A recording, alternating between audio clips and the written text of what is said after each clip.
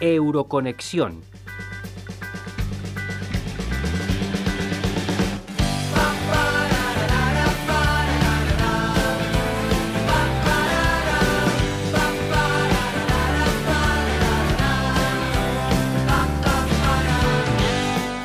Con motivo de la celebración esta semana, el sábado 9 de mayo del Día de Europa, saludamos en Radio UMH a la diputada del Grupo de Alianza Progresista de Socialistas y Demócratas en el Parlamento Europeo, a la eurodiputada Inmaculada Rodríguez Piñero.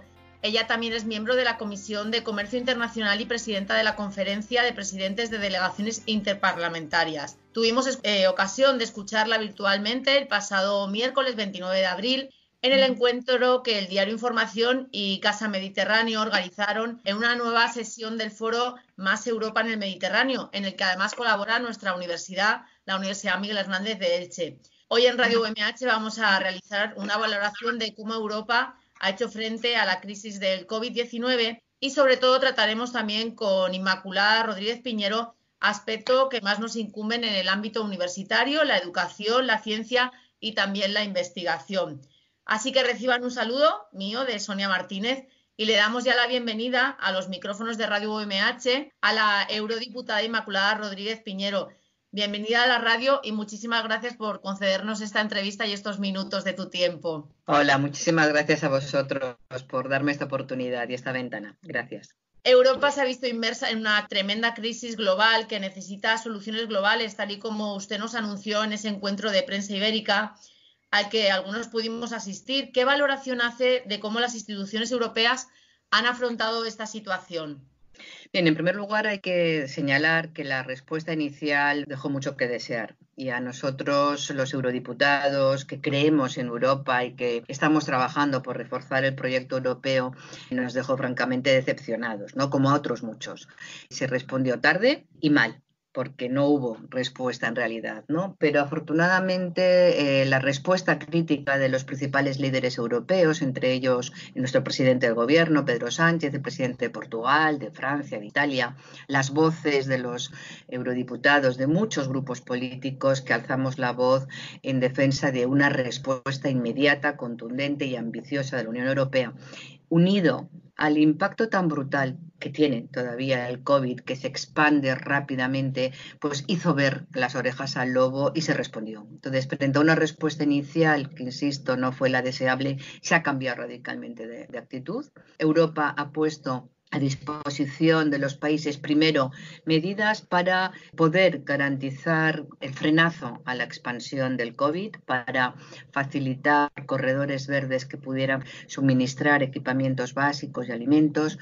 Ha suministrado 750.000 millones de euros, es la línea de crédito del Banco Central Europeo para facilitar liquidez a nuestros sistemas nacionales de salud y a nuestras empresas y autónomos, que es fundamental, y se han tomado muchas medidas directas de apoyo a las pymes, como decía, a los autónomos y también a la investigación y la innovación.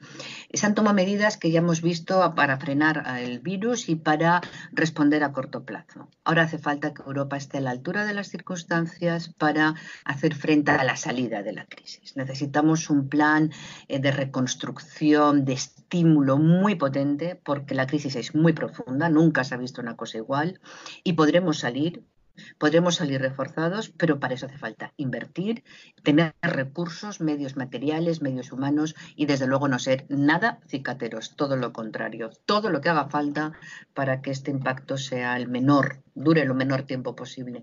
Y eso todavía tenemos que ver cuál va a ser la respuesta y ahí vamos a estar presionando para que sea la que se necesita, porque el proyecto europeo está en juego. Si ahora Europa no responde a todo lo que los ciudadanos exigimos, se va a ir al carete el proyecto europeo. No lo vamos a aceptar nadie que no esté a la altura. Además, depende de cada país, tiene unas características, se pueden ver sectores más afectados que otros, como por ejemplo en la zona más del sur, como puede ser Grecia, Italia, España con el turismo.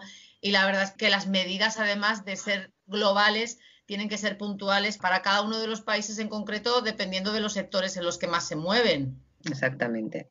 En nosotros el turismo es un sector estratégico importantísimo, tanto para España como especialmente para la Comunidad Valenciana y más aún en la provincia de Alicante, y necesitamos medidas que permitan que la movilidad se pueda restablecer cuanto antes con seguridad, evidentemente, que es lo primero, pero que puedan empezar a producirse los movimientos de pasajeros internacionales, que es tan importante para nosotros. Una buena noticia: desde el lunes la compañía holandesa KLM está volando desde Ámsterdam, Madrid, Milán, París, Londres. Es una buena señal que, bueno, esperemos que poco a poco pueda extenderse y generalizarse, ¿no? En lo que respecta al ámbito sanitario, se consideraba que Europa sería capaz de asumir una crisis vírica, pero los datos, las estadísticas han demostrado que la envergadura del problema no se ha sobrepasado. Se realizaron muchos recortes con la crisis de 2008 en sanidad. Usted también lo comentaba el otro día en su exposición que hizo en Prensa Ibérica, y se tendrá que poner en valor la sanidad, la importancia de la misma y sobre todo lo que es la sanidad pública y la labor de todos los sectores profesionales relacionados con la misma. Hay que invertir también, y se está viendo, más en sanidad para poder afrontar temas como este y crisis como la del COVID. Sin duda alguna. De hecho, yo creo que una de las grandes lecciones de esta crisis es que no teníamos los sistemas sanitarios preparados para hacer frente a un estado de emergencia como el que estamos viviendo. Y lo primero es responder y ser capaces de prepararnos para que no nos vuelva a pasar otra vez. Y evidentemente, como muy bien ha señalado, numerosos Estados miembros hemos visto que nuestros sistemas de salud no tenían los recursos suficientes para hacer frente. No es lo mismo la situación que está viviendo Alemania que la que estamos viviendo en España, en Italia. Y es verdad que, como muy bien ha señalado, los recortes que se produjeron como consecuencia de las mal diseñadas políticas para salir de la crisis del 2008 nos han llevado a esto, porque los recortes en la sanidad pública del pasado son las carencias del presente. Y es fundamental que tengamos buenos datos, porque además otra de las lecciones de esta pandemia es que no tenemos datos homogéneos, no podemos de verdad comparar adecuadamente la situación en los diferentes sistemas de salud dentro de España y dentro de la Unión Europea. Entonces es fundamental invertir en la calidad de los datos, en la homogeneidad de los datos. Y yo una cosa que planteo es, si de la crisis financiera del 2008 salimos aplicando test de estrés a las entidades financieras y dotándoles del capital necesario para ser fuertes, de esta no saldremos si no se hacen test de estrés al sistema de salud público europeo, país por país, región por región, y se le inyectan los medios necesarios para estar pertrechados y preparados y dar seguridad a nuestros ciudadanos. Ahora mismo se ha demostrado que las universidades, por lo que también respecta a nosotros como radio universitaria, se han volcado en aportar sus conocimientos, investigación, ciencia, innovación, ideas para paliar la crisis del COVID-19, y va a invertir Europa en este importantísimo ámbito y dar más prestigio, que ya tienen, a este sector que tanto se lo merece. Bien, yo creo que el prestigio lo tienen bien ganado. Lo que necesitan son más recursos para poder hacer más investigación y más ciencia, que desde luego esta crisis es otra de las lecciones grandes que nos ha dejado, ¿no? Una de las primeras medidas que adoptó las instituciones europeas y que aprobamos en el primer pleno del Parlamento Europeo que hemos tenido a lo largo de la historia en sistema de videoconferencia, ¿no? Y que votamos virtualmente, pero que pudimos hacerlo. Aprobamos una serie de medidas, entre ellas utilizar recursos que no se habían ejecutado en el presupuesto de la Unión Europea para reforzar las partidas de investigación y de ciencia, en concreto, por ejemplo, el proyecto de investigación dedicado a la vacuna, a conseguir una vacuna para esta pandemia, para el COVID-19, y también para investigar medicamentos que sean efectivos, ¿no? Yo creo que de las crisis siempre se aprende. Lo importante es que no se aprenda solo coyunturalmente y cuando pases la crisis se pase al olvido todo lo que hemos aprendido. Yo creo que la investigación y la ciencia es fundamental para prepararnos para que el futuro que tengamos siempre sea mejor que el presente que tenemos, ¿no? Y eso requiere medios. La crisis del 2008 fue uno de los sectores más afectados, evidentemente, Ahora yo creo que se ha aprendido la lección, de hecho se han puesto los primeros recursos a la investigación y a la ciencia. Ahora ahí tenemos un debate importante en el Parlamento y con el Consejo y la Comisión, porque necesitamos un nuevo marco presupuestario. El siguiente periodo está ahora en negociación, 2021-2027. Necesitamos que se aporten más recursos para adaptarnos a las consecuencias del COVID-19 y desde luego reforzar la investigación, la ciencia, la innovación es un elemento estratégico. No hay posición unánimes todavía porque en todo se ve siempre las diferencias de situaciones entre los países del norte y los del sur, ¿no? Hay algunos países que lo que quieren es reforzar más los recursos nacionales y otros que defendemos más los recursos europeos. Yo creo que la innovación y la ciencia no tiene que tener fronteras. Es mucho más importante trabajar conjuntamente, poner en red todos los recursos humanos que están disponibles y que son capaces de albergar mejores para el futuro a través de la ciencia y la investigación y la innovación que hacerlo de manera parcelaria. Espero que consigamos un importante empujón a los recursos destinados a esta importante área, ¿no?, de la ciencia y la innovación. Y se podrían impulsar, no sé cómo lo ve usted, las startups, los parques científicos, que son muchos los impulsados desde las universidades y que tienen mucho margen de investigación, de innovación y de temas empresariales, pues para contribuir también en estos ámbitos que van a ser tan necesarios para la sociedad, que hay que potenciar con nuevas ideas, aunque ya existían la economía. Sí, yo creo que es un tema fundamental. Antes decía que la ciencia no puede estar compartimentada, ¿no? Y desde luego a nivel global Europa sería un compartimento. Tenemos que estar a nivel absolutamente intermundial, ¿no? Y desde luego las startups son estratégicas porque la ciencia es importante para mejorar la vida de las personas y para ello hace falta que haya capacidad de que la investigación se traduzca en innovación y se traduzca en productos o servicios, ¿no? Ese es el nuevo enfoque que tiene en el próximo programa presupuestario de la Unión Europea los programas de investigación y de innovación en lo que se llaman visiones para que estén interrelacionadas todas las diferentes facetas que permitan desde la investigación y la ciencia a través de la innovación y los startups producir aquello que nos haga a nosotros la vida mejor como personas, ¿no? Hay las grandes áreas en donde es que se han puesto el foco, es en materia de salud, precisamente antes del COVID, ahora incluso lo va a ser mucho más, en materia de lucha contra el cambio climático, en materia de la salud de nuestros océanos y de la calidad de nuestras aguas y de nuestros suelos, es decir, todo aquello que nos va a permitir tener una vida más sana, con mejores recursos y más calidad de vida, ¿no? Pues un proyecto estrella siempre ha sido y se ha desarrollado cada vez con más éxito son los Erasmus, que tanto han repercutido también en esta crisis, situaciones en las que alumnos se han quedado en otros países como pues la diplomacia y los consulados y han tenido que las embajadas hacer porque pudieran volver estos ciudadanos a sus países. ¿Cómo va a afrontar también Europa pues estas estancias que además son un gran motor de la economía en ingresos, en desplazamientos, en pisos que se alquilan? Sí. Está pensando los europarlamentarios para solventar también estos temas?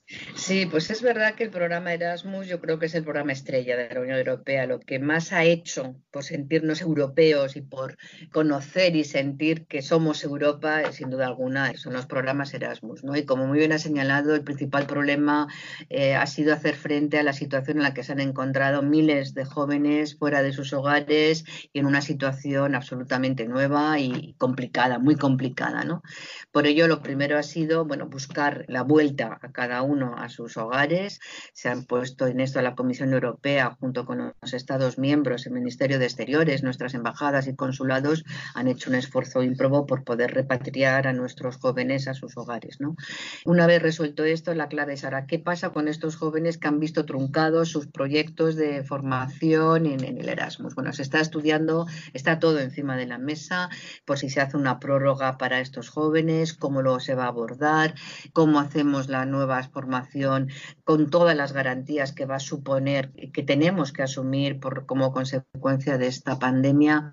Bueno, son grandes preguntas que todavía no tienen una respuesta, que están estudiándose para encontrar la mejor manera por un lado, de resolver el problema de los jóvenes que se han visto atrapados por la pandemia y otra de cómo continuar un programa ante estas nuevas circunstancias a las que hemos de estar preparados, ¿no? Y luego también el tema de los recursos monetarios y financieros, ¿no? Nosotros hemos estado, nosotros como grupo socialdemócrata en el Parlamento, pidiendo una dotación mayor a las becas Erasmus. Ahora con el tema del COVID-19 sigue siendo importante que este programa se mantenga, pero tenemos que empujar todos en esa misma dirección para conseguirlo porque los tiempos son verdaderamente bastante complicados. Usted misma ha dicho que al principio de la crisis, por la situación de los países y cómo la afrontaban, pues estaba un poco como caos en todo esto de Europa. ¿Considera que los ciudadanos europeos, cómo valora el trabajo de las instituciones y quizás a lo largo de la crisis con las medidas que se han podido ir tomando y publicando y difundiendo, si habrá cambiado la valoración del trabajo de los ciudadanos con respecto a las instituciones y los gobernantes europeos en esta situación? Hombre, yo espero que sí, porque precisamente se ha respondido de una manera totalmente distinta, como fue la crisis del 2008, poniéndolo primero de todo en la vida de las personas. Se trata de primero hacer frente a la pandemia, la propia crisis sanitaria, y después inmediatamente es tratar de relanzar la situación económica y de paliar el impacto brutal que tiene a través del frenazo que ha supuesto en la economía y del paro tan brutal que genera, ¿no? Y ahora falta otra pilar fundamental, que es cómo salimos de esta crisis con inversiones a medio y largo plazo. O sea, que hay que actuar a corto, a medio, a largo y desde el punto de vista sanitario, económico y social. Yo creo que se están haciendo muchas cosas. Creo que los ciudadanos tienen que saber todo lo que la Unión Europea está haciendo por salir de esta situación a todos los europeos. Eso es complicado. Los Estados miembros es muy importante que se impliquen en explicar lo que Europa está haciendo. Yo creo que ahora tenemos un presidente del gobierno profundamente europeísta que está profundamente involucrado en todos los consejos, que ha iniciado una propuesta con un plan de reconstrucción que ha sido muy bien valorado y que esperamos que ahora a lo largo de mayo en la próxima reunión del Consejo pueda ser ya definitivamente aprobado. Y es importante que todos sepan que España necesita a Europa, que Europa necesita a cada Estado miembro, necesita Estados miembros europeístas, como España lo es.